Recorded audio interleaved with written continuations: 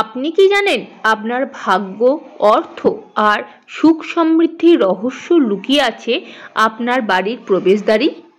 হ্যাঁ বন্ধুরা, দরজাই হলো সেই জায়গা যেখান দিয়ে আপনার জীবনে প্রবেশ করে শুভ শক্তি কিংবা অশুভ শক্তি। আজকের ভিডিওতে আমরা জানাবো বাড়ির প্রবেশদ্বার নিয়ে কিছু গুরুত্বপূর্ণ বাস্তু টিপস, যেগুলি বদলে দিতে পারে আপনার ভাগ্যকে। প্রথমেই জেনে নেব প্রবেশদ্বারের গুরুত্ব।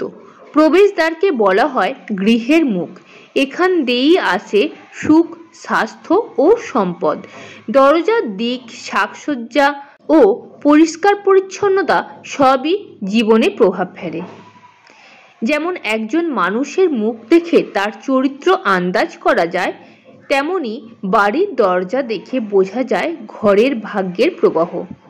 এরপর জেনে নেব দরজার কোন দিকে হওয়া উচিত এবং তার প্রভাব কী।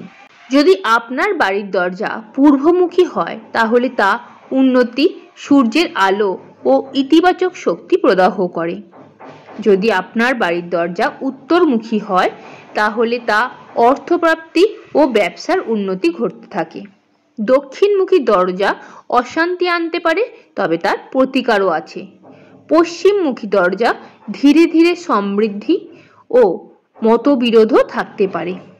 তাহলে বুঝতেই পারছেন, দরজার দিক ঠিক করাটাই ভাগ্যের চাবিকাঠি। দরজার সামনে কি রাখা উচিত আর কি রাখা উচিত নয়।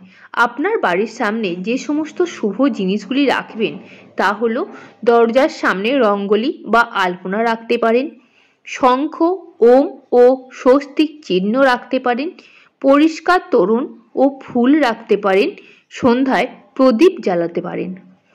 যা কিছু রাখা অশুভ সেগুলি হলো ছেঁড়া জুতো বা চপ্পল, ময়লা আবর্জনা বা ডাস্টবিন, শুকনো বা কাঁটাযুক্ত গাছ, অন্ধকার ও মাকড়সার জাল।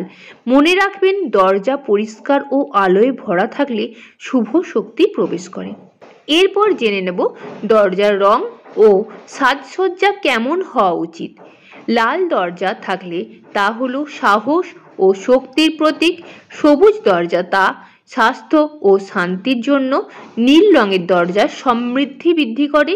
কালো দরজা এড়িয়ে চলাই উচিত। সঠিক রং ব্যবহার করলে ভাগ্যদ্বার উন্মুক্ত হবে। বন্ধুরা, এখন নিশ্চয়ই বুঝতে পেরেছেন বাড়ির প্রবেশদ্বারই আসল ভাগ্যের দ্বার।